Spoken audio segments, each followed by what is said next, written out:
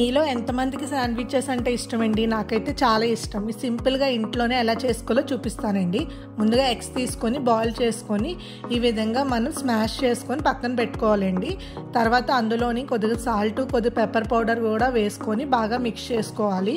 ఇప్పుడు కట్ చేసి పెట్టుకున్న ఉల్లిపాయలు, పచ్చిమిరపకాయలు, క్యాప్సికమ్ కూడా యాడ్ చేసుకొని ఇలా చిన్న చిన్నగా కట్ చేసుకొని అందులో మిక్స్ చేసుకోవాలండి. అందులోనే మీ దగ్గర మైనీస్ ఉంటే మైనీస్, లేకపోతే ఏమైనా సాసెస్ కూడా యాడ్ చేసుకోవచ్చు. నా దగ్గర అయితే పిజ్జా టాపింగ్ ఉంది, అది యాడ్ చేశాను. మైనీస్ హెల్తీ కాదు కదండి, అందుకే ఈ విధంగా ట్రై చేసుకుంటే చాలా టేస్టీగా వస్తుంది. అందులోనే ఫ్రెష్ క్రీమ్ కూడా 2 స్పూన్స్ యాడ్ చేసుకొని స్టఫింగ్ ప్రిపేర్ చేసుకోవాలి. ప్రిపేర్ చేసుకున్న స్టఫింగ్ని మనం బ్రెడ్ స్లైసెస్ మధ్యన పెట్టుకొని మనం తవా మీద అటు ఇటు మనం టోస్ట్ చేసుకోవాలండి. టోస్టర్ లేకపోయినా పర్వాలేదు, శాండ్విచ్ బాగానే టేస్టీగా ఉంటుంది.